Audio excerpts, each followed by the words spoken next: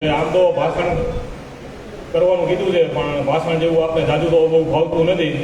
સાચી વાત કરી છે, અને સાચી વાત અત્યારે તમને ખબર છે બહુ ઓછા લોકો કરી શકતા હોય છે, કારણ કે સાચી વાત કરી એ અત્યારે આ લોકોને પોહાતું નથી.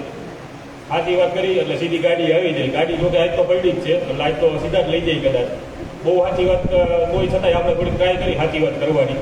માહોલ શું ચાલી રહ્યો છે, જામનગરમાં શું થાય છે, આપણા દેશમાં ગુજરાતમાં કેવો માહોલ ચાલી રહ્યો છે. કારણ કે તમે હમણાં જોયું હોય છે, આજની એક તાજી ઘટના છે. આપણે 15 નંબર વિસ્તાર શંકર ટેકરી આવે, એક પાણીના ટાંકાની સરકારીમાં જે આપણે પેલો પાણીનો ટાંકો હોય ઓવરહેડ, એની દિવાલ પડી ગઈ. ભાઈને અત્યારે જ મારે કોલ આવ્યો, એને હોસ્પિટલ જઈ અહીંથી રાજકોટ ટ્રાન્સફર કરવા પડે છે. અત્યારે એને 6 કલાક સુધી સિટી સ્કેન અત્યારે આપણા જીજી હોસ્પિટલમાં ચાલુ નહોતું, અને હવે એને ખબર પડી છે કે હવે એને રાજકોટ ટ્રાન્સફર કરવા પડે છે. એટલે વિચાર કરીએ તો આટલા કલાકો વયા ગયા, અને છતાંય હજી આપણા અહીંના સાંસદ કયો, ધારાસભ્યો કયો, એ હજી સુધી સ્થળ ઉપર દેખાણા નથી. આ બધી જામનગરની જનતાએ વિચારવા જેવી વાત છે. હવે અહીંયા આપણો આ વિસ્તાર એટલે મોટાભાગે ખેડૂતો, મોટાભાગે બિઝનેસમેનોનો વિસ્તાર કહેવાય. આમ તો ખેડૂતના દીકરા એ અત્યારે બધા કારખાના ધરાવે છે આપણા વિસ્તારમાં. એટલે પહેલાં તો ખેડૂતોની વાત ચાલુ કરી, તો ખેડૂતોને હું અત્યારે હાલ છે ને એ તમને કહું. ખેડૂતોનું તમે હમણાં જોયું છે, કપાસનું જે ઇમ્પોર્ટ ડ્યુટી છે એ બંધ કરી દેવામાં આવી છે. હવે હમણાં 2-3 મહિનામાં કપાસ પાકવા માંડશે બધાના. કપાસની જ્યારે અત્યારે ભાવ આવવા માંડશે, તો હરખો ભાવ ન આવે એ માટે સરકારે જો શું કર્યું છે કે ઇમ્પોર્ટ ડ્યુટી છે એ બંધ કરી દીધી, 0% કરી દીધી. એટલે વેપારી છે ને બહારથી સસ્તો કપાસ છે એ ખરીદી શકે. આપણા ખેડૂતનો જે કપાસ છે એ વેપારી ન લે, એના માટે આ સરકારનું ચોખ્ખું કાવતરું છે. ગયા વર્ષે તમે જોયું હોય છે, ગોંડલ યાર્ડમાં જ્યારે ડુંગળીના કપ્પા લઈ ગયા ને ત્યારે ઇમ્પોર્ટ બંધ કરી, એક્સપોર્ટ બંધ કરી દીધું. ગોંડલ યાર્ડમાં ડુંગળીના કપ્પા લઈ ગયા અને સરકારે એક્સપોર્ટ બંધ કરી દીધી. એક્સપોર્ટ બંધ થઈ જાય તો કયો વેપારી છે એ ડુંગળી ખરીદે? કારણ કે લાલ ડુંગળી હોય તો આપણને બધાને ખબર છે થોડા દિવસ જ દઈએ. એટલે જ્યારે ખેડૂતનો પાક પાકે ને ત્યારે સરકાર જે ઇમ્પોર્ટ એક્સપોર્ટ બંધ કરી દે છે, એટલે વેપારી જે મોંઘો ભાવ ન આપે. આ તે પહેલી વાત. બાકી તમે ખેડૂતના કપાસના ભાવ તો તમે બધા જાણતા જઈશો. નરેન્દ્ર મોદી 2014માં આવ્યા હતા ત્યારે કપાસનો ભાવ 1500 રૂપિયા હતો. અત્યારે તે 1100-1200 રૂપિયા માંડ મળે છે. આ હાલ જે અત્યારે આપણા ખેડૂતોના છે. ખેડૂતો મટીને આપણે તો ધંધાદારીનું લઈ તો ઉદ્યોગપતિઓમાં હમણાં મોદી સરકારે એક લાલ કિલ્લા ઉપર જેવી જાહેરાત કરી છે 15મી ઓગસ્ટે કે દિવાળી ઉપર જીએસટી છે એ ઘટાડશે, જીએસટીમાં ઘટાડો આપશે. તો જીએસટી પહેલાં તો નાખ્યો જ હું કામ તમે? તમારે ઘટાડો જ કરવો હતો તો આટલા વર્ષ બીટા છે ને, એનો મતલબ સીધો એમ થયો. હજી ક્યાંક દિવાળી ઉપર એવું ન કહી દઈએ કે જીએસટી ઘટાડવાની વાત કરી હતી, એ તો ખાલી જુમલો આપ્યો હતો, કાંઈ ઘટાડો થતો નથી. એટલે આ બધી વેપારીઓ સમજવા જેવી વાત છે. જે 4-5% વેટ આપણે આપતા એ અત્યારે જીએસટી રૂપે 28% આપવો પડે છે. આ એક જાતનું પ્રજાને લૂંટવાનું જ કામ છે એ ચાલી રહ્યું છે. એટલે હવે તો છે જે એમ કહેવાય ને, આ લોકોના કેડર બેઝ કાંઈ કાર્યકર્તાઓ એ લોકો હવે તો કંટાળ્યા છે. આ વિસ્તારમાંથી મને ઘણા ફોન આવ્યા કે ભાઈ અમે કંટાળ્યા છીએ, અમારો ખુદનો રોડ નથી બનતો. આવું અહીંથી જ એક વિસ્તારમાંથી ફોન આવ્યો હતો ભાઈનો. ભાઈ કાર્યકર્તા છે એટલે આપણે નામ ન આપીએ છીએ, એ લોકોને કામ નથી થતા. અને હમણાં કાલે એક વિડીયો જોતો તો કાલાવડથી વિડીયો આવ્યો, આરએસએસ અને બીએસપીના કાર્યકર્તા એની રીતે જે ખાડા પૂરતા હતા. વિચાર કરો, રોડ છે એની રીતે સરખો કરતા હતા. પૂછ્યું એને કે આ કેમ કરો છો? એ કે અમારું છે આ લોકો કોઈ સાંભળતા નથી, કોઈ અધિકારીઓ કહો કે કોઈ નેતાઓ છે એ સાંભળતા નથી. જેનો વોટ લે આરએસએસ બીએસપી વધારે વોટ આપ્યા છે એવું આપણે સમજીએ. જેનો વોટ લઈને આવ્યા છે એનું કામ નથી કરતા. એવું જ બીજું ઉદાહરણ આપણે સરદાર પટેલ સ્ટેડિયમ સામું છે. પહેલાં જે સરદાર પટેલની મોટી મૂર્તિ બનાવી અને મત લઈ લીધા, પછી જે સ્ટેડિયમનું નામ ફેરવી નાખ્યું. એટલે જે માણસ છે એ સરદાર પટેલ સ્ટેડિયમનું નામ ફેરવી નાખતું હોય એ આપણે બધા સમજીએ કે જે ગુજરાતીઓ પ્રત્યે, ખેડૂતો પ્રત્યે છે ને કેટલી લાગણી હોય. આ આપણે બધાએ સમજવા જેવી વાત છે. બીજું ગંભીરા બ્રિજનું ટેન્કર હમણાં તમે જોયું હોય છે. ટેન્કર કેટલા દિવસ, મહિનો દિવસ છે ટેન્કર ત્યાં લટકી રહ્યું. હકીકતમાં શું થવું જોઈએ, વિદેશમાં શું થાય છે આ તમને ચોખ્ખી વાત કરું. આવી રીતે કોઈ પણ ઘટના બને ને તો 2 થી 3 દિવસમાં છે ને આખો પુલ પડી જાય ને, ત્યાં નવો પુલ છે ને ઊભો કરવાનું કામ ચાલુ થઈ ગયું હોય. આ 1.5-2 મહિના થઈ ગયા, હજી ગંભીરા બ્રિજમાં છે પુલનું કામ ચાલુ નથી. પુલનું કામ ચાલુ થવાનું થોડો પેલો જર્જરિત પુલ છે એને નથી પાડ્યો. એટલે આ બધું સમજી શકાય છે. હવે મને કદાચ એમ છે કે પુલ પડ્યો ત્યારે મુખ્યમંત્રીને આ બધા ભાજપના નેતાઓ એવા ટ્વીટ કરતા હતા કે એક જ ગાળો પડ્યો છે. બધા 22-23-24 ગાળા છે એમાંથી એક જ ગાળો પડ્યો છે. તો એક ગાળો પડે કે આખો પુલ પડે? એક ગાળો પડ્યા પછી કંઈ એમાંથી કોઈ હાલી તો નથી શકવાના. એટલે આવી વાહિયાત વાતો કરી નાખે કે એક જ ગાળો પડ્યો છે.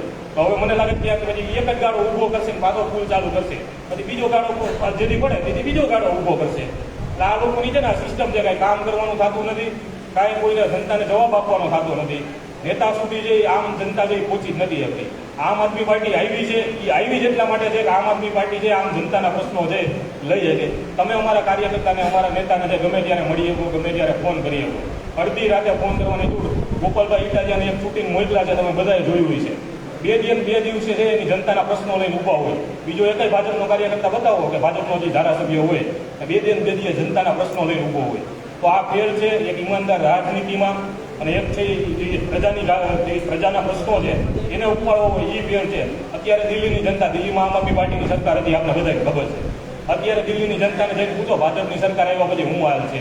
કાલ કે પરમથી હું વિડીયો જોતો હતો, આખી લાઇટ છે ત્યાં લાઇટ નથી આવતી. કેજરીવાલજીએ 200 યુનિટ ફ્રી આપ્યા. ફ્રીનું તો થોડું, આ લોકો તો લાઇટ જ નથી આપતા. આ હાલ છે ને અત્યારે છે. એટલે ખાસ ગુજરાતની જનતાએ જે જાગવાની જરૂર છે. અમદાવાદમાં તમે બ્રિજનું નામ સાંભળ્યું છે, હાટકેશ્વર બ્રિજ. જે બ્રિજ બન્યો ને એના કરતાં એનો પાડવાનો ખર્ચો અલગ છે. એની પાડવાનો ખર્ચો વધી ગયો છે. આ બધું આપણે સમજવાની જરૂર છે. બ્રિજ આખો બની જાય પછી સરકારને ખબર પડે છે કે આને છે એ પાડવો પડશે. તો એટલું સમજીએ કે આખો બ્રિજ બન્યો ત્યાં સુધીમાં એકય અધિકારીએ છે એનું ઇન્સ્પેક્શન નથી કર્યું. તો જ આ વસ્તુ બને. જો બ્રિજ બનતો હોય, પેલો કોલમ બન્યો અને પેલો કોલમ જો સરકારના અધિકારી આવી અને ચેક કરી જાય તો કોઈ બ્રિજ છે એ ખોટો બનવાનો જ નથી. એની બદલે આખો બ્રિજ ખોટો બની જાય છે ને પછી પાડવા માટે છે ઓલી બાજુ ટેન્ડર જાહેર કરે છે. એટલે વિચાર કરો કઈ પરિસ્થિતિમાં જે ગુજરાત જીવી રહ્યું છે. ઉત્તર પ્રદેશમાં છેલ્લા 2 કે 3 વર્ષમાં 37 થી 38 પુલ પડી ગયા. વિચાર કરો, ત્યાં ભાજપની સરકાર સૌથી વધારે મનથી ચૂંટાણી છે. અને બીજા નંબરે આપણું ગુજરાત છે. 30 વર્ષથી આપણે રાખ્યા છે, પણ 30 વર્ષમાં લોકોએ જે નવો ડેમ નથી બનાવી શક્યા. ખેડૂતોને પાણી આપવાનું હતું, નેરું આવી ગઈ હતી, નેરું કોઈથી ચાલુ જ નથી થઈ. એટલે આ બધું આપણે સમજવું જોઈએ. ઉદ્યોગપતિઓને માત્ર જીએસટીના નામે હેરાન કરવા સિવાય આ કામ કાંઈ નથી કરતા. એક તો છે મહિનામાં 1 કે 2 વાર રિટર્ન ભરવાનું, એમાં બિલ આડાવડા થઈ જાય. એક બિલ થઈ જાય તો બધા જીએસટીના પૈસા વયા ગયા. ઉપરાંત સીએ રાખવાનો, અલગથી ખર્ચા કરવાના. પેલા વર્ષે રિટર્ન હતું, આપણે બધા જાણીએ છીએ. આ જીએસટી આવ્યા પછી એવા વાત પૂછવામાં એવા જે ઉદ્યોગપતિઓને હેરાન કરવામાં આવે છે. પાછા 4 થી 5 વર્ષ જૂના બિલ માગે. જીએસટીના અધિકારી ગમે ત્યાં આવે અને 4-5 વર્ષ જૂના જે બિલ માગે. એટલે તમે સમજી શકો છો કે 5 વર્ષ જૂની વાત તો વેપારીને ક્યાં યાદ રહેવાની? આટલી બધી જે માથાકૂટ હાલતી હોય એમાં 5 વર્ષ જૂના બિલ માગે કે હવે તમે લાવો, ન આવો તો વહીવટ કરીને જવા દઈએ. એટલે વહીવટીદારોનું શાસન આવ્યું છે. આ શાસનમાંથી તમામ લોકોએ છે જાગવું જોશે, પરિવર્તન કરવું જોશે, વિસાવદરવાળી કરવી જોશે. તો જ છે એ આપણો ઉદ્ધાર થશે. બાકી જામનગર મહાનગરપાલિકાનું તંત્ર કેવી રીતે હાલે છે એનું એક ઉદાહરણ આપું. જામનગર મહાનગરપાલિકાની હમણાં સામાન્ય સભા હતી. આની પહેલા એક સામાન્ય સભા હતી, એમાં અધિકારીઓ જે વોકઆઉટ કરી ગયા હતા. મીડિયાવાળાએ થોડાક સવાલો કર્યા એટલે અધિકારીઓ જે ભાગી ગયા હતા. હમણાં બીજી સામાન્ય સભા હતી, એમાં જે મીડિયાવાળા અંદર જ ન જવા દીધા. મતલબ છે કે આ લોકોને ત્યાં બંધ બારણે બધું પતાવી લેવું છે. ભાજપવાળા છે એ કોન્ટ્રાક્ટ બહાર પાડે, કોંગ્રેસવાળા છે એ કોન્ટ્રાક્ટ કદાચ લઈ લેતા હોય અને પછી છે બે અંદર ભીનું હંકેલી લઈએ. મીડિયાવાળા ત્યાં અંદર જાય તો મીડિયાવાળાને ખબર પડે કે જનતાના ટેક્સના પૈસાનું શું થાય છે. એક નવું ઉદાહરણ આપું. કાંઈક 58 કરોડ કે એમ કાંઈક રકમનું છે આપણે રંગમતી નદીમાં રિવરફ્રન્ટ બનવાનું છે, આપણે બધાને ખબર છે. એમાંથી માટી કાઢવાનું કામ સ્ટેન્ડિંગ કમિટીએ છે કાંઈક 58 કરોડની રકમ છે એમને મંજૂર કરી દીધી. જે કોઈ બિલ્ડર લોબી કે જે કોઈ હોય એ 5 જણાવે એનું કામ કરી નાખ્યું. કામ કરીને સીધું બિલ કે સ્ટેન્ડિંગ કમિટીમાં મોકલી દીધું અને એ પાછી થઈ ગયું. હવે નિયમ એવો છે કે 5 લાખની વધુનું કામ હોય ને તો ટેન્ડર બહાર પાડવું પડે. ટેન્ડર બહાર પાડવાનું આ લોકો એટલે આ વસ્તુ તમે સમજી શકો છો કે કઈ રીતે જામનગર મહાનગરપાલિકાનું શાસન ચાલે છે. આ શું કામ થયું એનું એક કારણ તમને દઈ દઉં. કોર્પોરેશનની ચૂંટણી નજીકમાં છે. 5 થી 6 મહિનામાં કોર્પોરેશનની ચૂંટણી આવી જશે, 3-4 મહિનામાં જાહેરાત થઈ જશે. અને એ પહેલા છે આ લોકોને પૈસા તો ભેગા કરવા જોઈએ, ચૂંટણી આવે છે એટલે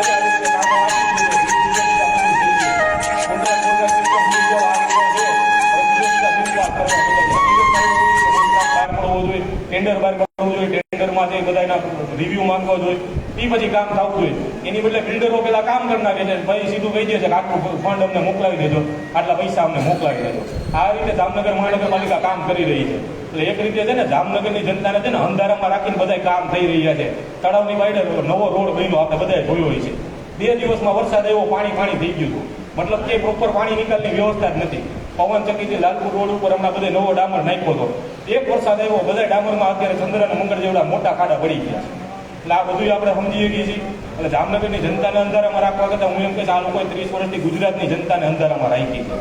વિધાનસભા છે એનું લાઈવ નથી કરતા. વિચાર કરો, વિધાનસભા જે આપણા વિધાનસભા આપણે મત લઈ અને બધા ધારાસભ્યો ચૂંટીને આપણે વિધાનસભામાં મોકલી હતી, તો આપણો એટલો જાણવાનો હક છે કે વિધાનસભામાં એ લોકો શું કરી રહ્યા છે, જનતાના કેટલા પ્રશ્નો ઉઠાવી રહ્યા છે. એની બદલે વિધાનસભા જ લાઈવ નથી કરતા. હવે જે લોકો જે વિધાનસભા લાઈવ નથી કરતા એનું કારણ આપણે સમજીએ કઈ છે. અંદર જે એને શું કરવું હોય ને આપણે બધા સમજીએ છીએ. અંદર કોમેન્ટો કરવી હોય, અંદર કાંઈ કામ ન કરવા હોય, હા નહીં કરવા હોય તો જ ન કરતા હોય. બાકી જો કામ કરતા હોય તો આ લોકો તમને લાગે છે પબ્લિસિટી મૂકે. એટલે ખાસ બસ આટલું જ કહેવું હતું. હજી બીજા મહાનુભાવોને આપણે સાંભળવા છે, તો મહાનુભાવો આવી પણ ગયા છે તો એમને સાંભળશે. તો ધન્યવાદ. જય હિન્દ, જય ભારત, અને મળતા રહેજો.